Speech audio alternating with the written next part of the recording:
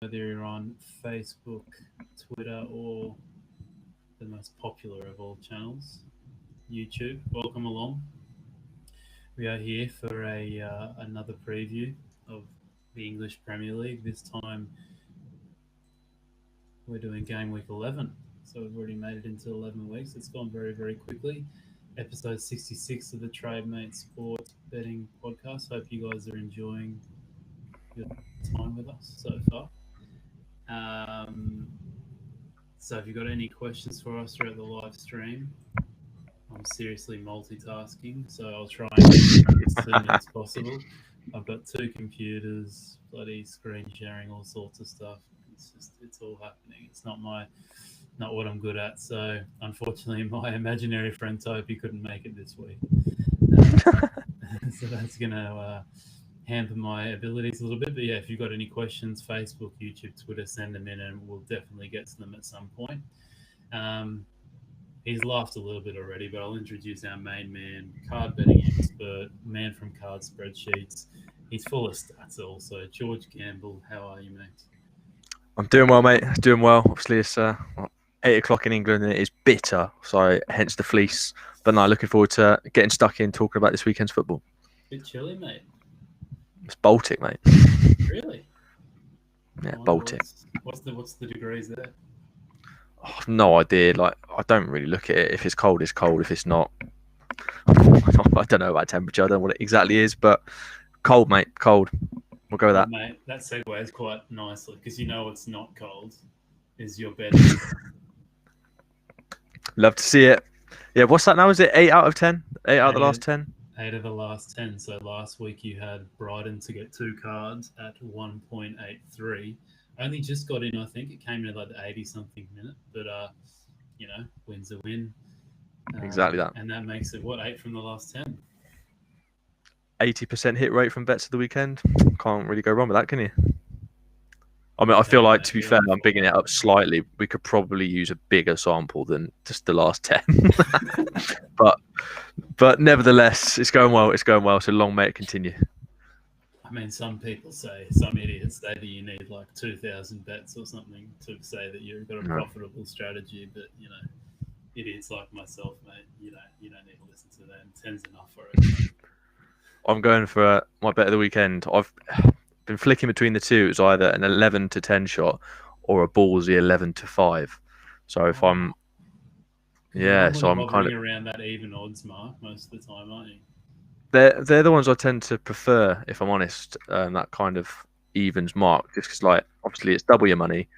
Far more likely, and I just prefer those kind of bets, like, on a more sustained level. But this one, I think could be really overpriced. So as a decimal, that's 3.2. So I'm tempted by just to go a bit ballsy and do the 11 to 5 one, because I still really like it. It's not to say that it's a long shot. I still think it's, obviously I'll discuss why towards the latter part of the podcast, but no, I think it's got a good chance. So I'll have a think. I might even just discuss both and give reasonings. Then why didn't you just go really ballsy, mate, and get them both out? Let's do it. We might go with that. Oh, that was good. All right. Quick question of the week, mate. Probably should have gone harder with this one, but we'll go Tottenham Arsenal question for you, considering it's the massive North London derby this weekend. When was the last time when was the last time Arsenal finished above Tottenham in the EPL ladder? So if you've got any answers, people, send them through. And we'll get to it towards the end. Actually, send them through if you want, but just don't let George look at them. Hopefully, he won't look at them. He doesn't need any help.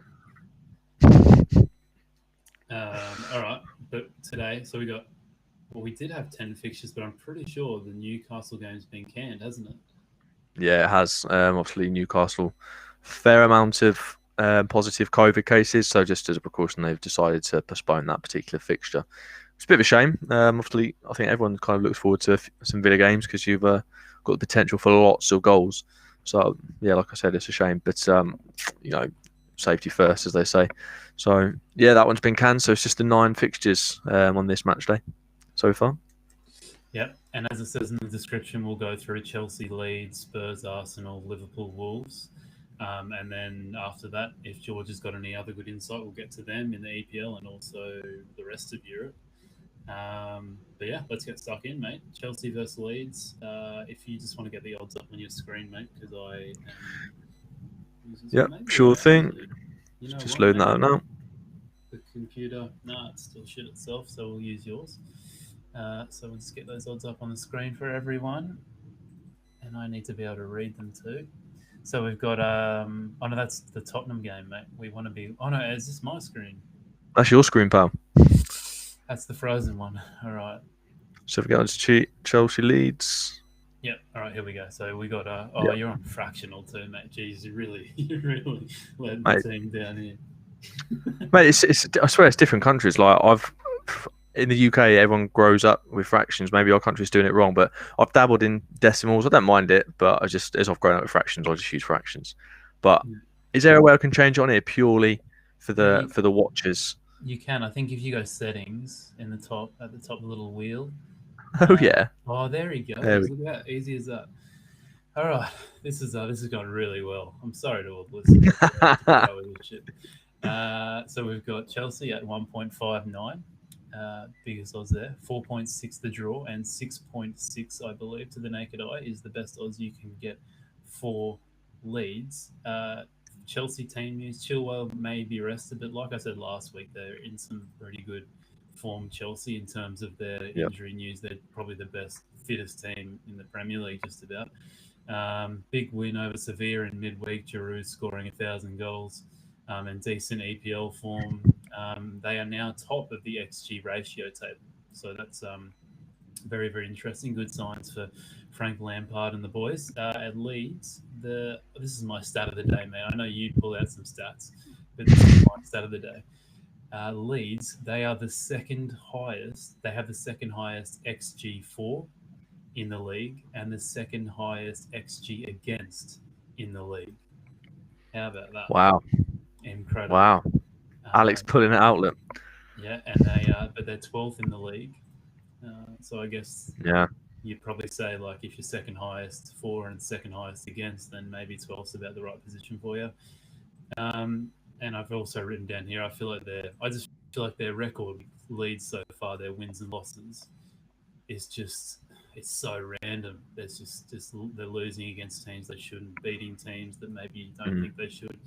Not scoring goals, the last two games they've had a combined goals total of 1 and none against, and it's all over the place. So, what's your take on this one, man? Well, yeah, just kind of following on from what you said there. Really, it's kind of night and day to sort of how they started this new Premier League season. Obviously, surprising a lot of people with the way they play. Good stat, obviously, that you brought out there. It kind of suggests that their games are going to be somewhat exciting each time they take to the field. Doesn't always pan out that way, but they have been. I've personally enjoyed watching the season. I mean, I think it was a couple of seasons ago, and no disrespect to these sides, but when you're obviously just on a Sunday morning, I mean, I myself play football on a Sunday morning, I think, oh yeah, who's playing this afternoon that I can go home and watch and just sort of chill out. And when it's Brighton Burnley, it's no disrespect to them, but it doesn't fill you with excitement. But whenever Leeds play, you think, oh yeah, Leeds, that'll be a good game, just purely for the way they play.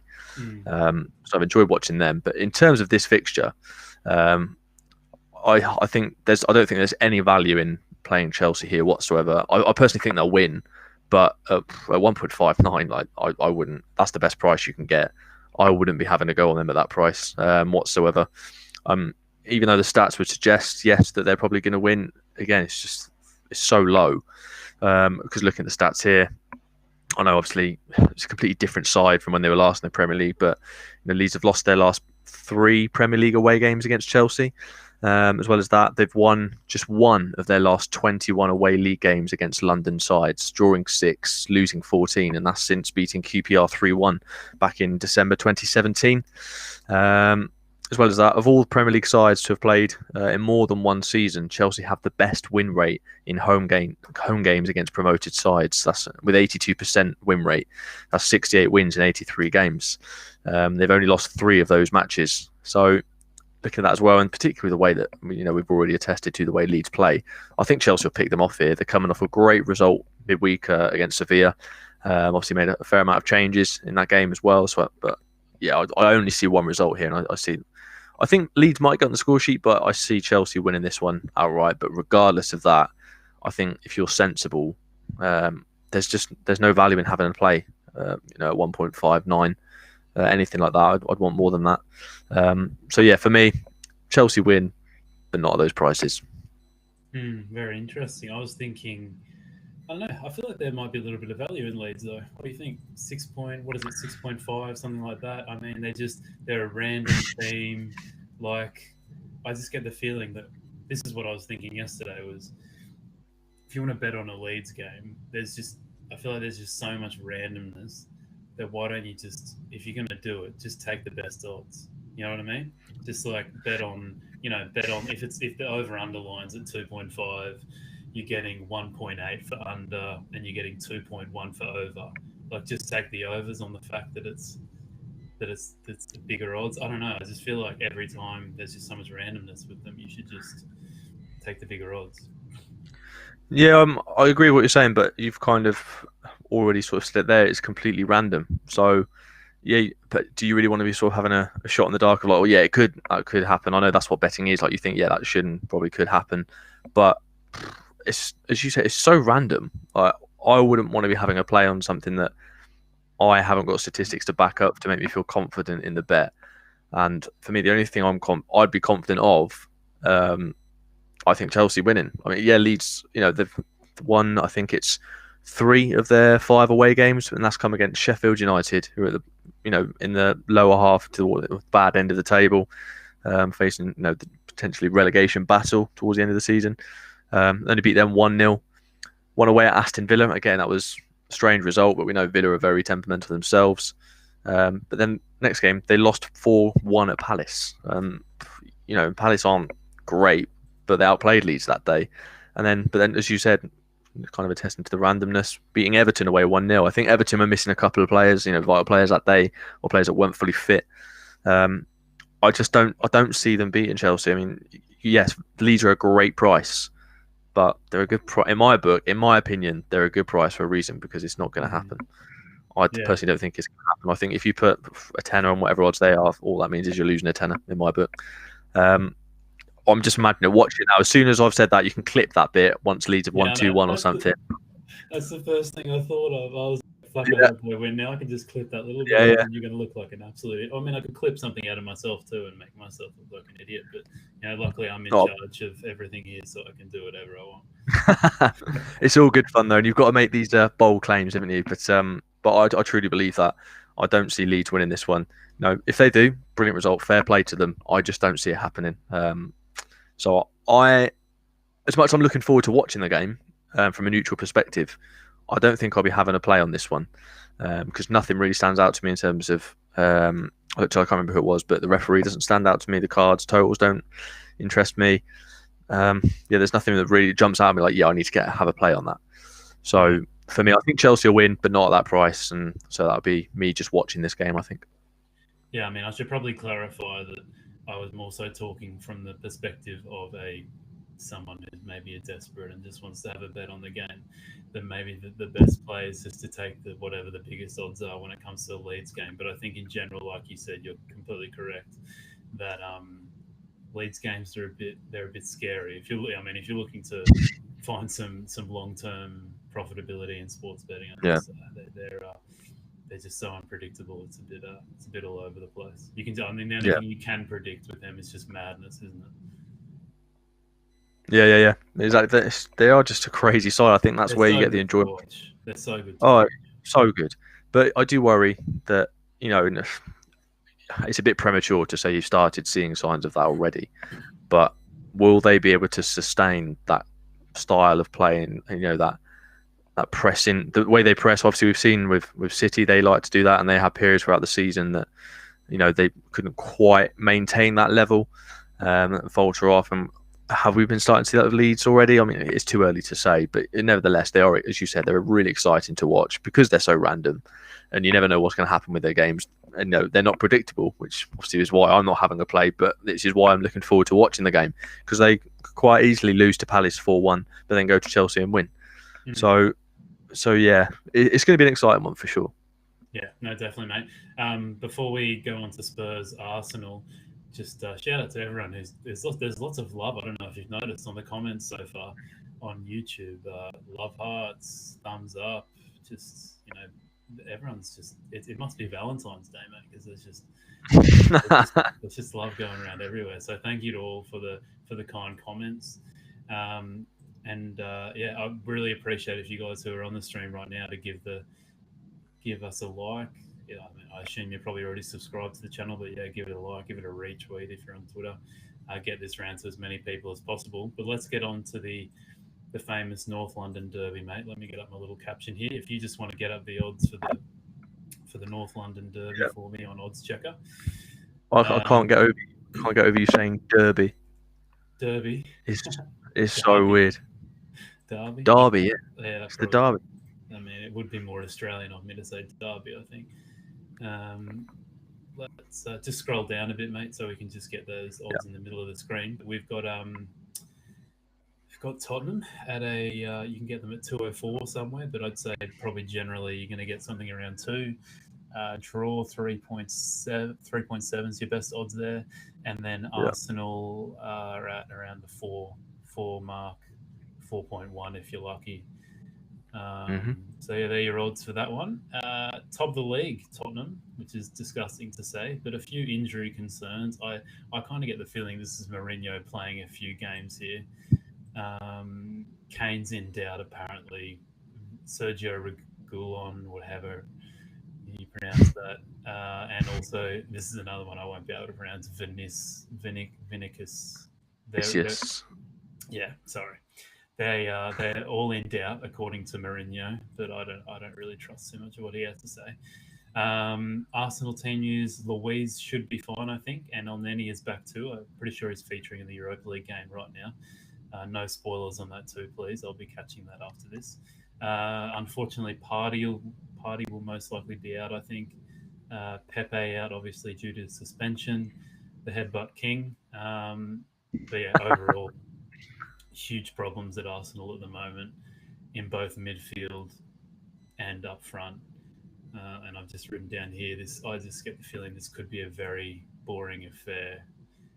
Just from a tactical standpoint, depending on what both teams do, I just assume they're both going to want to sit back. I don't know. What do you think, George?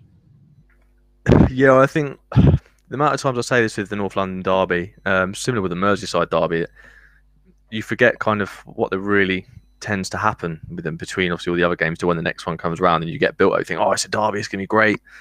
And it flatters to deceive at times. But looking at, Tottenham are unbeaten their last 6 Premier League home games against Arsenal, winning 4 of those and drawing 2. That's since a 1-0 loss back in 2014.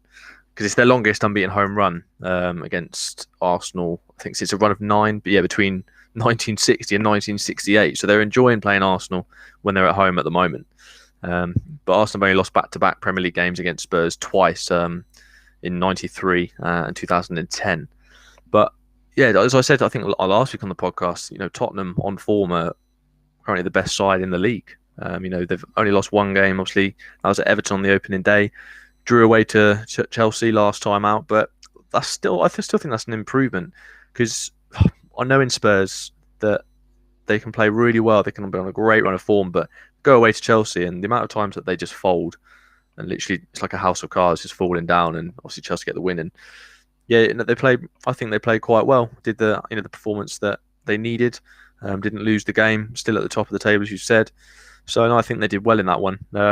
I do think it's going to be quite a tentative affair, this one.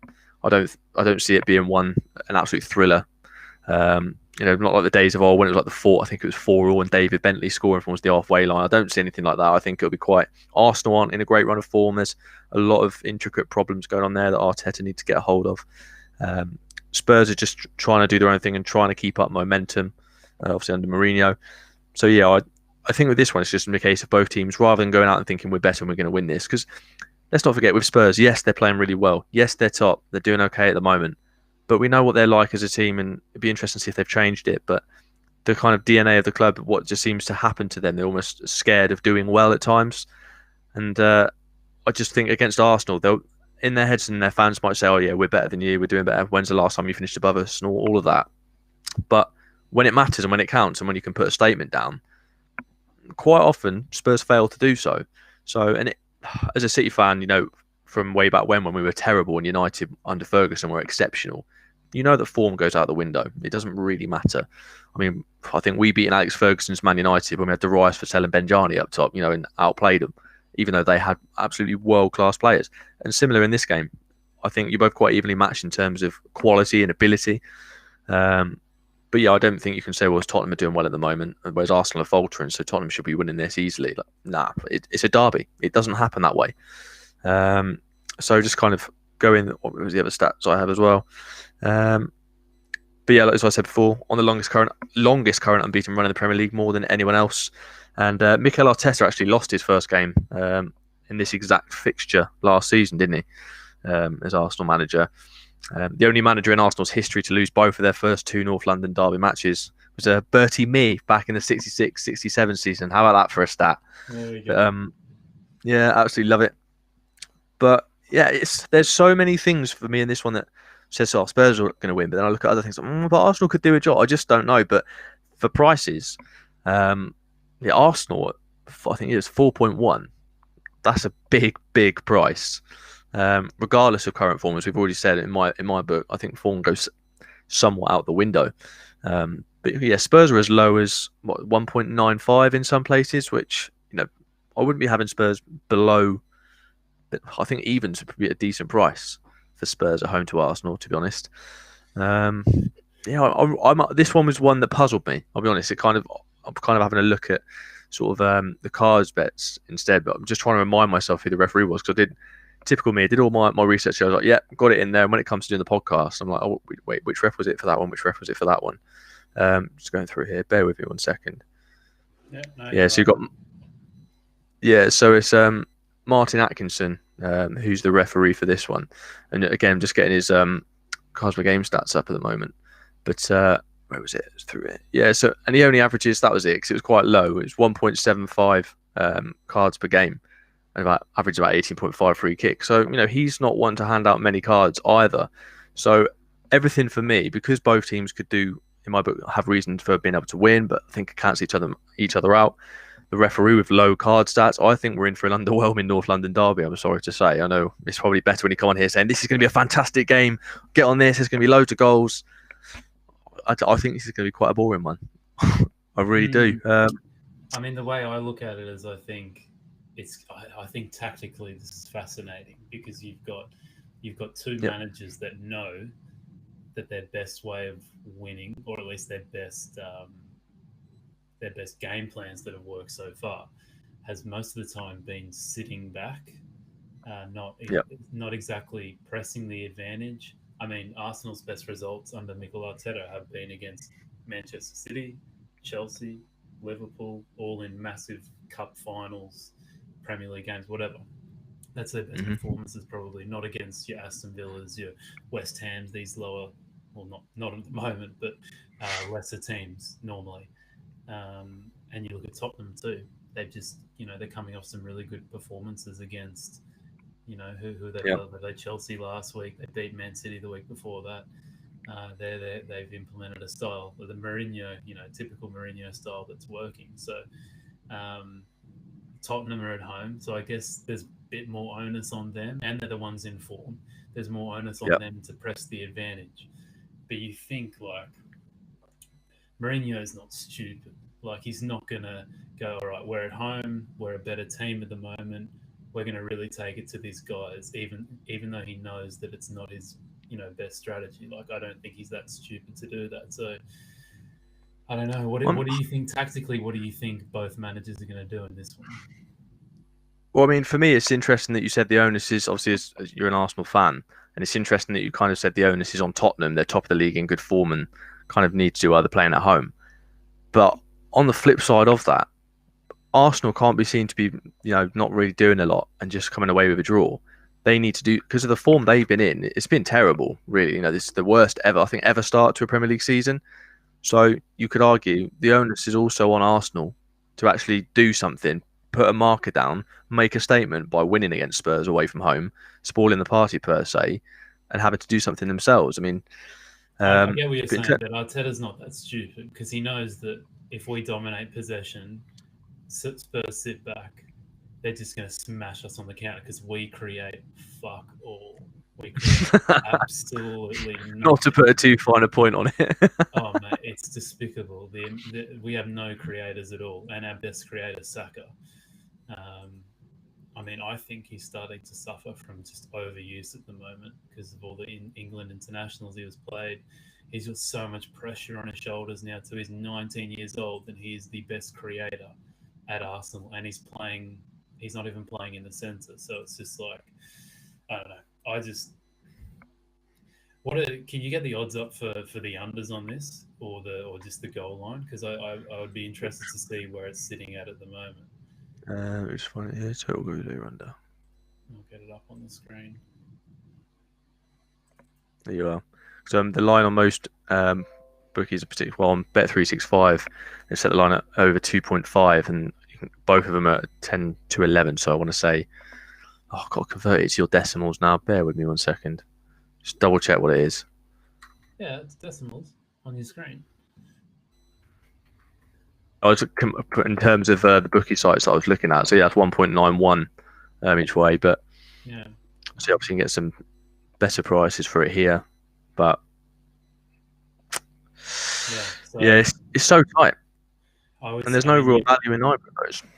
No, not really. But I mean, there's never really value in any of those kind of markets. At least when you look at it straight away, you kind of need some movement first. But I mean, if you had to make a prediction, I would say unders. But yeah, it's a bit of it's a gamble. Yeah. It's a gambler's guess, if you know what I mean. I'd be inclined to agree with you. I mean, obviously, I think Harry Kane. I was looking at Premier League injuries site, and they reckon that Harry Kane's 75% likely to feature this weekend. And he scored 10 goals in all competitions against Arsenal. And if he plays and scores this weekend, he'll be the outright highest goal scorer in competitive games, in competitive Arsenal versus Tottenham matches in history.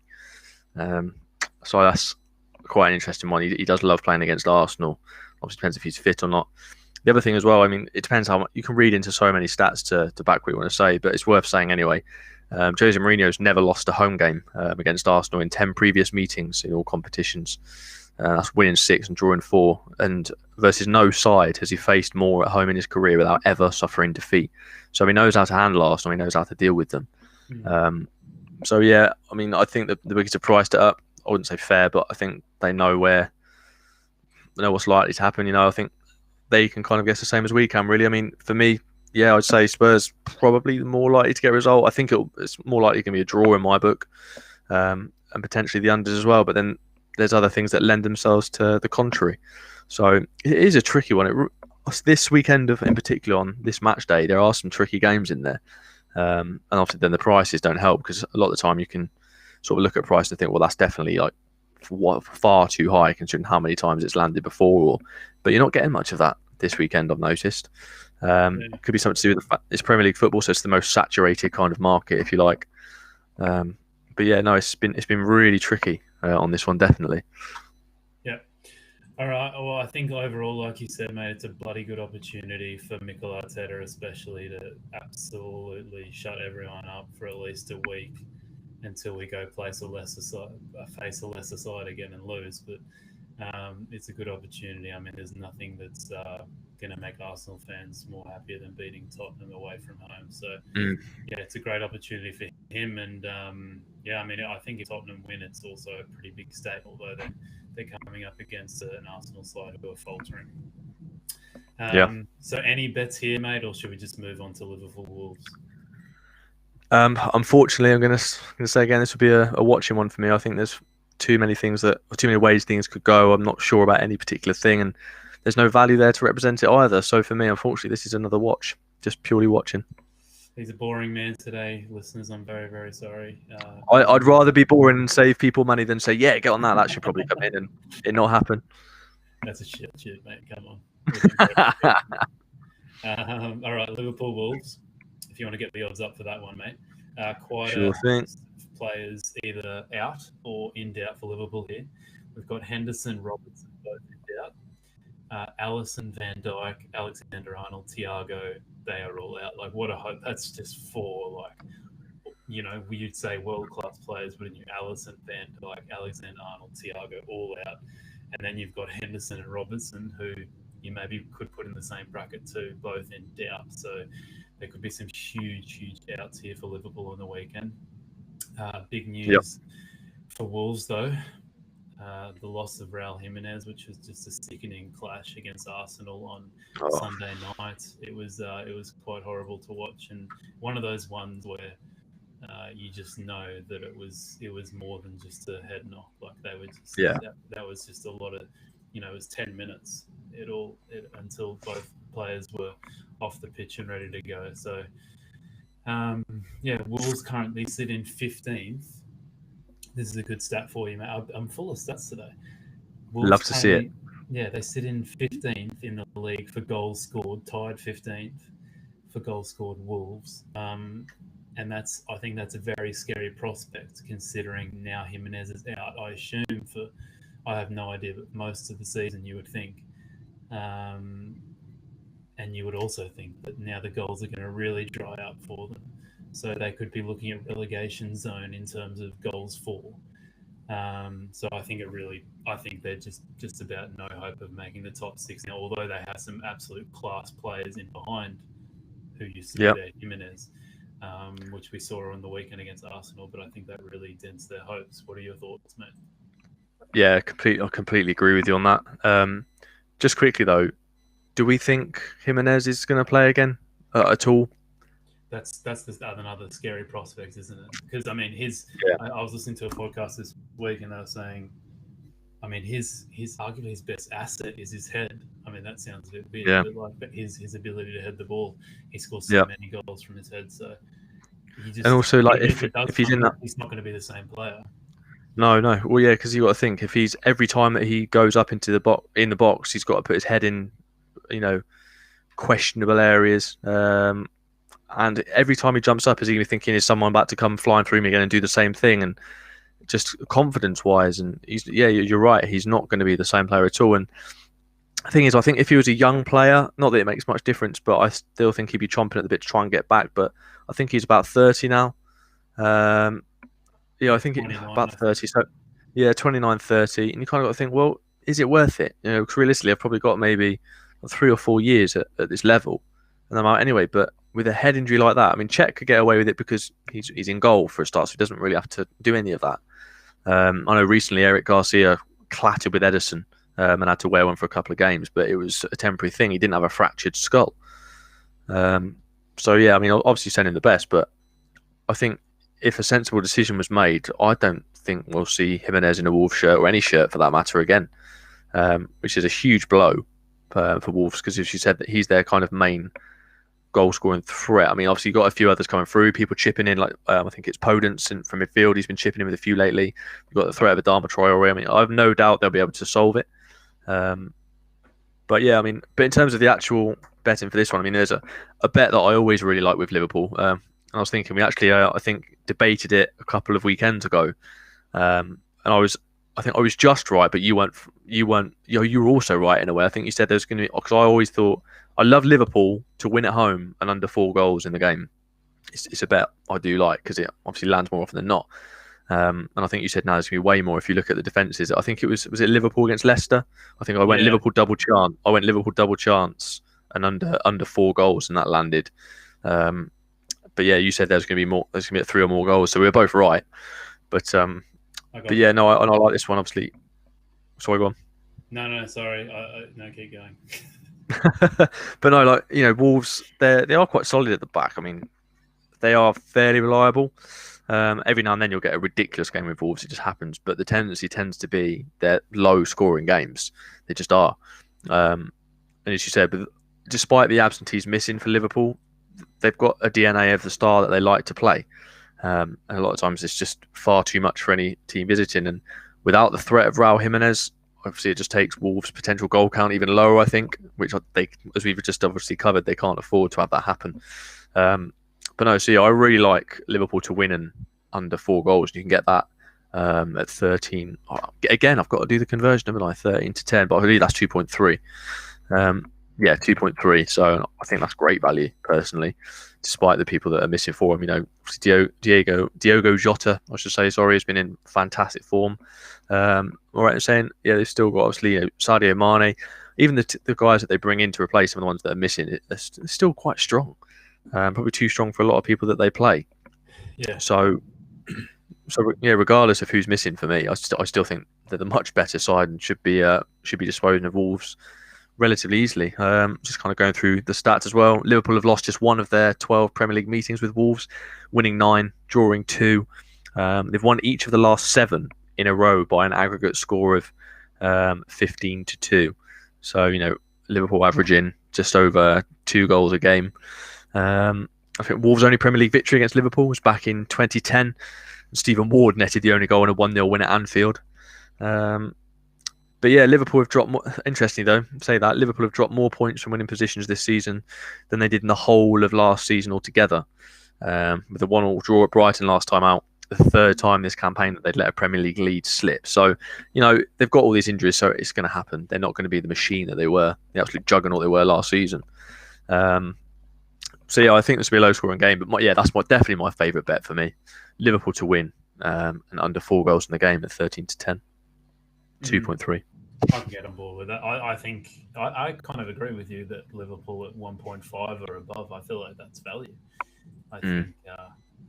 I mean, like you said, their defense is decimated. Like it's pretty fucked. But yeah, I think if there's ever a team that's not going to maybe trouble them there, it's Wolves away from Wolves at Anfield, and then also if you look at Liverpool's midfield and forward line, it's looking very, very healthy, or at least a lot healthier than the defense. So yeah, I agree with you. I forgot to actually say the odds here. So yeah, Liverpool at 1.55, somewhere random, but yeah, normally around that 1.5 mark. Draw 4.6 you can get somewhere, but that looks a bit of an outlier. So maybe 4.3, 4.4. Wolves are at 7, around 7, 6.7. So yeah, there are your odds there. We've got a few comments coming through. I mean, Donny Brasco's back again. He says, lay the draw at half time is profitable, ? I'm not too sure about that. So, well, essentially, he's obviously thinking if you lay the draw. Yeah, I mean, but again, you never know. Like I said, Wolves do tend to keep things tight. They're low-scoring games. If it's a high-scoring game, then that's something I don't personally bet like that, but I can see how it would be profitable to do, bet in that kind of way. But yeah, for this particular one, a draw at half time, again, it's anyone's guess. It's not backed up by any particular stat and I don't particularly like it, to be honest. I mean, like I said, I know they're always low-scoring games, but it's Liverpool at home. Like, regardless of who's out, they've still got a lot of strong players there. Wolves obviously missing attacking. It's not something that I'd want to be having a go on, because it's not something I'd be like, yeah, well, there's been a certain amount of times this has landed. Yeah, I get the thought process, but it's not something I'd do personally. Yeah, and Jazel Nack, I'm sorry, mate, if I've completely botched that name, but he says Wolves double chance at half time is value. So some more betting thoughts there from our loyal listeners. It's great to see the same names popping up. We've got yeah, definitely. Yeah, some regular. My favourite name, Donny Brasco. I mean, it's just a good name, though, isn't it? I hope it's his real name. That'd be great. Yeah, it's a brilliant name. I might call my kid Donny. I think it's a good name. What do you think? Donny. Donny. Is that an Australian thing? Is that an Australian kind of? It would fly over there. If you're in England and you're called Donny, I don't know that it would work. I think it would fly. I think you'd be right here. Yeah. I think you'd fit right in, Donny. He probably is Australian. Donny Brasco. It sounds so Australian. It does sound Australian.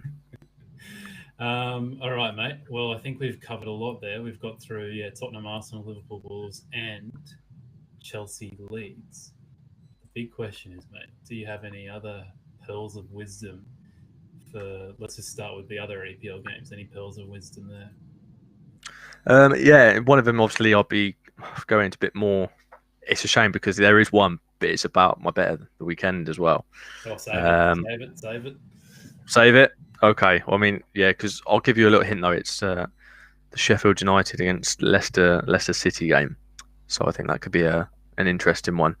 But obviously, I'll go into a bit more detail when we're discussing bets of the weekend. But yes, I have something else in the Premier League as well. Love it. Rest of Europe, mate. Anything there? Yeah, there's a game tomorrow night, actually, in La Liga. Athletic Bilbao at home to Celta Vigo. And it is one that does interest me because I think looking at the referee, it's my Spanish pronunciation. Jorge Figueroa Vázquez, I believe is his full name. And he's averaging 5 yellow cards per game. He's obviously refereed 5 times as well this season. And looking at it, I was kind of looking at my stats as well. Celta Vigo are currently top of the discipline table, and they're averaging a ridiculous 3.3 cards away from home. They're also away at Athletic Bilbao. Bilbao average themselves 3.7 when they're playing at home. So, and you've got a referee with a very high cards per game average. As well as that, Celta Vigo are just looking through it. Yeah, so they're third in terms of giving fouls away. They concede around 15.8 per game so far, but they also get awarded 15 fouls on average per game. So, their games tend to be just ridiculous. A lot of referee having to blow his whistle for free kicks and nasty challenges.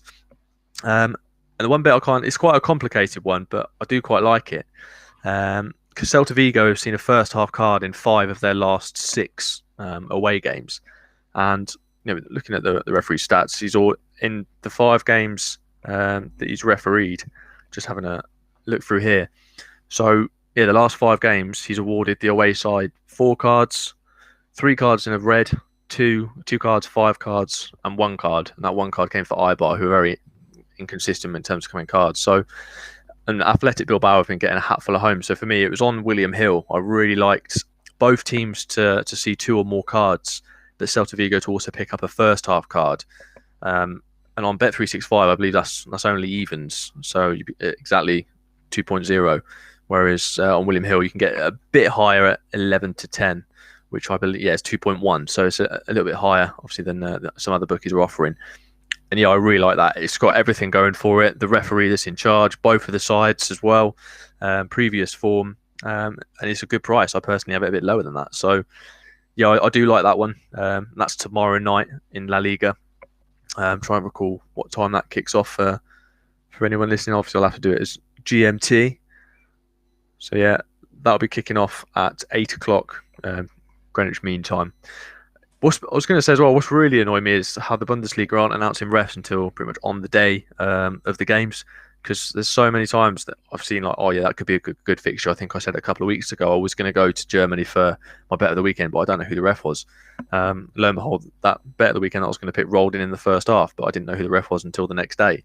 So there won't be any from the Bundesliga for a while, not until they start announcing referees earlier on, unfortunately. But no, so yeah, looking around, I've scoured France, Spain, and Italy, and I think that's the one that appeals to me most. It just happens to be tomorrow night.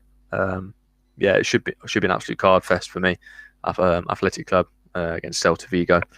But yeah, so that's one of my bets of the weekend, actually, that Athletic Bilbao, Celta Vigo.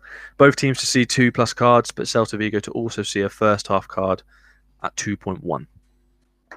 Right, both teams to get 2 cards and a first half card for Vigo. There we go, at 2.1, you say. Mm-hmm. There we go, just writing that down for my notes next week, and make sure to give you a shout out if that one comes through. Of course, if it loses, I won't be saying anything. All right, well, let's get on to the other best bet of the weekend then, mate. And this will be coming from the Southampton. Oh, no, sorry, you said Sheffield United. Sheffield United against Leicester. Yeah, exactly. So, here we go. Yeah, I mean, that's it. So yeah, I'm looking at this one, and it's similar reasoning as to why I took the Brighton bet last weekend that won. It's the man Stuart Atwell who's overseeing this one. Hands out more cards than Clinton's. He's he's just an absolute joke. So he's averaging 5.4 yellow cards per game this season in the Premier League. So in just 5 appearances, he's handed out 27 yellows, which is just ridiculous. And looking at kind of how many times sort of this bet has landed in the last 20 games that he's had, it's staggering. It really is. And I can't believe the price of this. The only reason I can think of, because my bet that I was going to go with was simply both teams to see 2+ cards, so over 1 card each. Looking at Leicester City, they're averaging 2.4 cards away from home. So I'm quite confident with them. And Sheffield United picked up a lot of cards last season. But this season at home, they are averaging under 1 per game. But again, Leicester City, they draw a lot of fouls and teams do pick up cards against them. So I can definitely see Sheffield United picking up 2+. And with Stuart Atwell in charge, in fact, so I just do a quick count through here. So I believe it's, so in 16 of his last 20 games, he's shown the home side 20+ booking points. So yeah, that's 80% of the games that he has, the home side sees 2+ cards, and with Leicester's average. So 11-5, I think I said to you earlier, that was 3.2, didn't I? I think that's an insane price for that. So I'm going to go both teams to get 2 cards. Both teams to get 2+ cards at 11-5. Sheffield United against Leicester, so 3.2. So that's going to be a bit more of a risky one, but looking at it, I think that's a cracking price. If anything, I'd have that more around. I'd probably say maybe 2.4. I'd have that around 2.4, not 3.2. Just simply because of the referee in charge and his previous as well. Leicester City's average, it's got everything going for it. So at that price, it's irresistible not to have a go on that. He's at 3.2, did you say? That's it, yep. Wow, there we go, mate. Mate, have you ever been approached by a bookie to do some cards compiling, mate? Or do you think that's just something they don't care about? I don't know, to be honest. Funny enough, I got approached by a random bookies, literally just said, "Oh, hi, mate. Love your work. Do get in touch. We'd love to do some work with you." And it's just like, no. Please, don't message me. Honestly, it was just, I literally just replied saying, no. Just left it at that.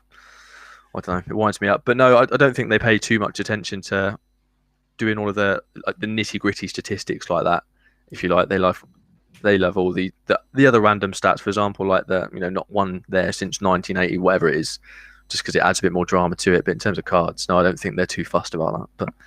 But yeah, no, I was really happy with that find. Stuart Atwell, he's Mr. Reliable when it comes to cards. So fingers crossed we can land a big one for the people watching and take it to, at that point, it'll be 10 out of 12 if they both land, won't it? No, it'd be, if they both win, yes, correct, mate. If they both win, yeah. Quick maths from you, well done, mate. Not just a pretty face. Barely that, to be honest, but yeah. All right, I love it, mate. There's 2 for the weekend. I mean, he's been in top form lately, George Gamble. So you'll have to follow both of those, everyone. And I mean, I can give out my best bet of the weekend, but I quite like I said before, I quite like the odds on Liverpool there. So if I had to pick something in the EPL, I've looked at nothing else in the EPL other than those 3 games we've gone through. But I think Liverpool at 1.5 or above, I think that's a bit of value there. But I mean, it's pretty hard to find an edge on 1x2s when it comes to the EPL. So hopefully we can see some odd movements there towards Liverpool and find a bit of value. But if I had to go to the UFC, I think the odds on, and Ryan, I was talking to Ryan about this through midweek, and he completely disagrees with me. Jack Hermanson versus Vettori, that's like the new main event with Martin Vettori coming in just this week because of people pulling out through COVID.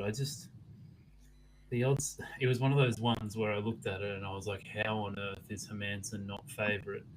And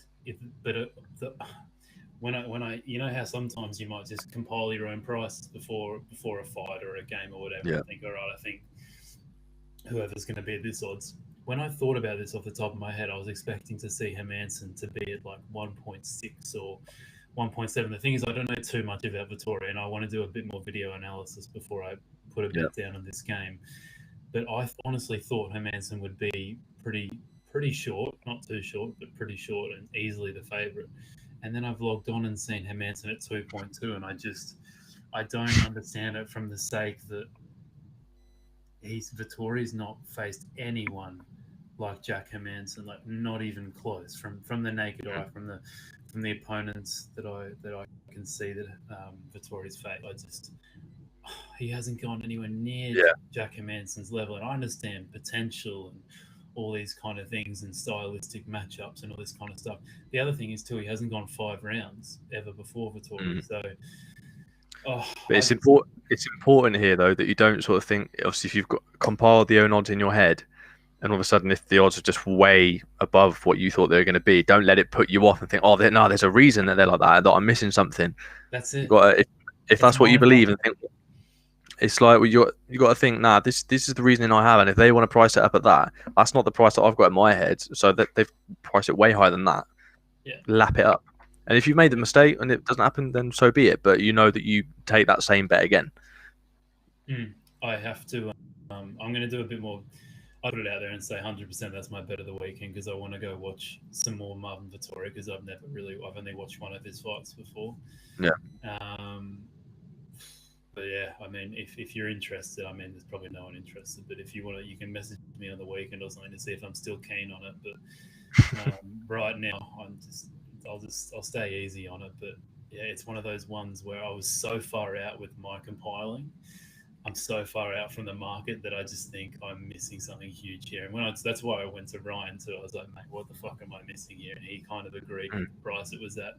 I think he said if it goes over to, I don't know if he gave me a definitive price, but he said he likes where it's at now. And if it gets a bit higher, then maybe he'll err on the side of Hermanson. But yeah, I think it's a good time when you're so far out. It's great to have people like Ryan and people like yourself, you know, anyone in betting circles, when you just want to bounce ideas off, because I think I've really mindfucked myself right now, and I just want to I really want to go watch a few more Vittori fights before I say definitely. Yeah. Speaking of which, actually, that reminds me. Did you manage to watch the old Mike Tyson and Roy Jones Jr. fight? Yeah, I did. Did you like it? I didn't like it. I mean, I did, but obviously, I love Mike Tyson's fighting style. Like, he's still a scary man, regardless of what age he is. But I think the best thing, we've seen it all over Twitter and all over social media, but Snoop Dogg's commentary was something to behold. I don't know if you managed to listen to it. It was fantastic. The stream I was on, unfortunately, had the UK commentators, so I didn't get it. Right. No, it was great. Obviously, Snoop Dogg just said it's like my two uncles fighting at the barbecue. So good. But yeah, Mike Tyson, he was still a scary man. I mean, they obviously called it as a draw. There was no way it was a draw. Mike Tyson won that all day. Oh fuck, that pissed me off. Oh, the thing is, you heard Mike Tyson say, like, how are you giving it as a draw? Like, I clearly won that, but I think just because it's for charity, and they obviously won that. And then obviously on the undercard you had Jake Paul against Nate Robinson, which was I don't know. I don't get it. I really don't get it. Like, it really annoys me, because obviously boxing has got such heritage as a sport, and then you get Jake Paul, who's been training for a bit, won 2 fights against other YouTubers, and then thinks, oh yeah, well, I'm pro now, like, and I want to go against these people. It's like, mate, you've got no right to even mention their name once you want to. Like, what are you doing? And also because he called out Dylan Dennis, Conor McGregor, all of that lot, but then mentioned KSI in the same set. It's like, what? Like, fine, stick with KSI as a YouTuber and go away and do that. Like, don't be calling out people that are going to absolutely destroy you. I guess the good thing is that fight was on basically you would call it like a fun card. Like, it's not like, you know, it's not like Canelo and Triple G are at the top of the card. It's a serious boxing fight. So I guess you can have a bit more fun. But I think even worse example was, you know, CM Punk, like, and in the UFC, because his first fight was a UFC pay-per-view. Like, that is, we're talking like elite of the elite, the best mixed martial artists in the world. And I think it was like maybe the second or third last fight on the card in a UFC main event, and it's just like, it's because it's a name though, isn't it? Like, they probably thought with that we're going to get a lot of WWE fans, because that's where he's from, wasn't it? WWE. Like, we'll get a lot of their fans tuning to watch us. So it's more. There's a lot of marketability there by bringing him in and putting that fight where it was, I guess. But and all right, you can argue similar with Jake Paul, who's fighting. He's obviously got a huge following of questionable characters that love to watch his videos. But nevertheless, if they're going to be tuning in and watching the boxing and watching the stream, then so be it. Obviously, it's a business, isn't it? So I get it from that perspective. But I would love to see Jake Paul fight someone who knows what they're doing, and I would just love to see him get humbled immediately. Well, he threw out a few names there: Dylan Dennis and Conor McGregor. I mean, he'd get absolutely rooted by Conor McGregor. But I just love it. I'd love to watch it. I think Dylan Dennis would be fun though, because there's actually a little bit of.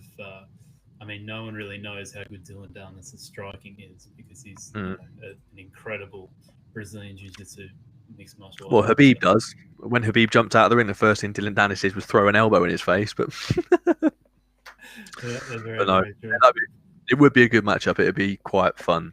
But as long as you said, as long as it's on like a fun card as opposed to something serious where like professional boxing, you don't want to see it on the card for something where it's serious like an AJ or a Fury fight. You want to see it on something for charity or whatever.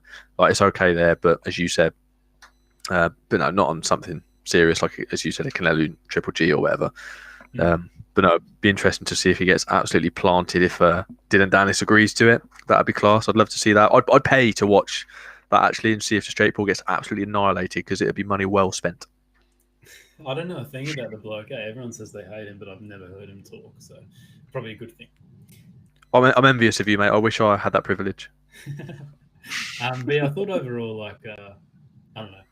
I think Tyson looked really good in the first like 2 or 3 rounds. I was like, this is incredible. Like he looks so good for a man of his age and his ability to keep his cardio throughout the 8 rounds. But I don't know. I guess it just as it wore on, I was just like, I'm a bit bored. Like I don't know. I guess I just don't. I want to see the best of the best, and I just get a bit bored. I guess if it's just two old fellas having a bit of it was not novelty wise. It was fun to finally see him fight Mike Tyson live, but.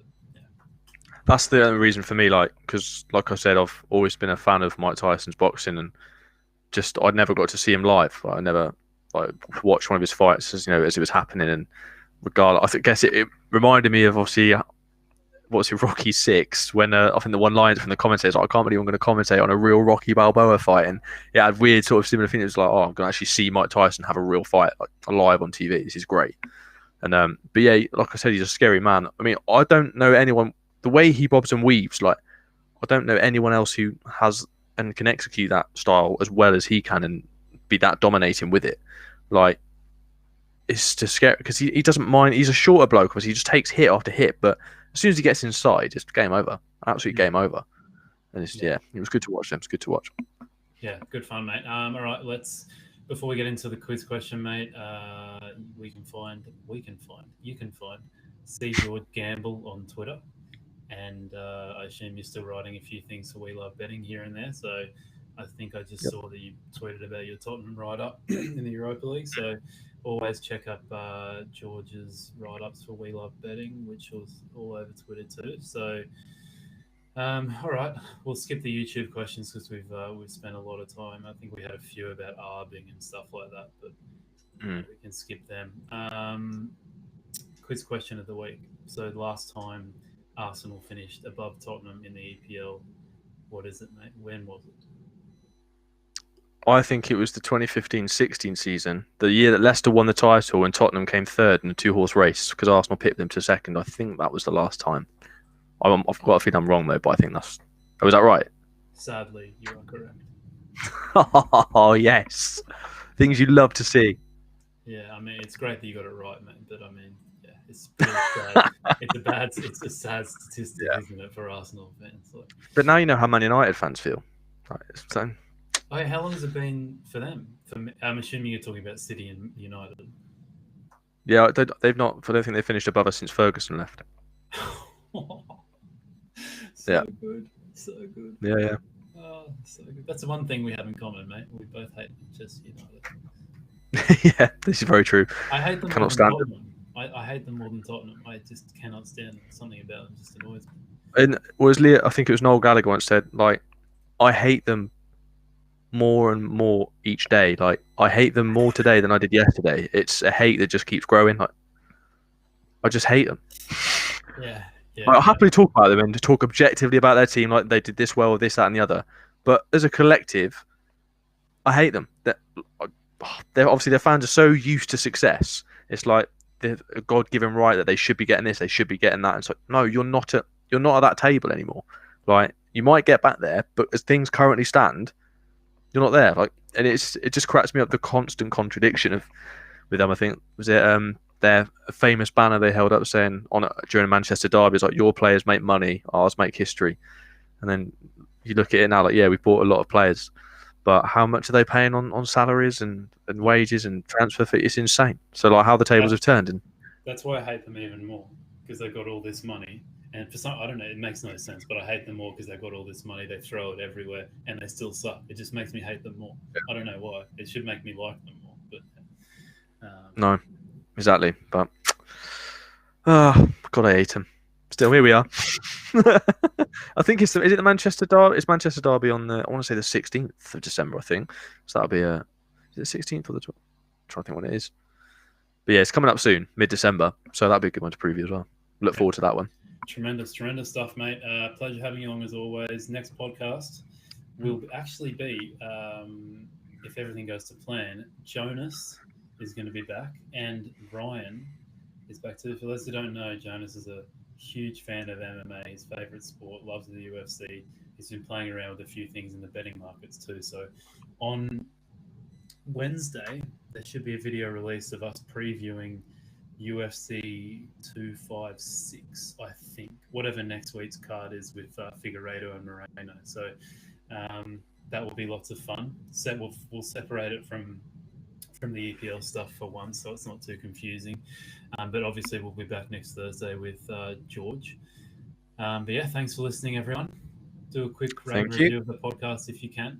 Subscribe to us wherever you listen to the podcast. Give the stream a like, always helps. And if you're looking to implement some of the strategies we talk about every week on the podcast, obviously the value betting ones, start a free week trial of TradeMate Sports and start your value betting journey. George, mate, catch you next week. Been a pleasure, pal. Take care.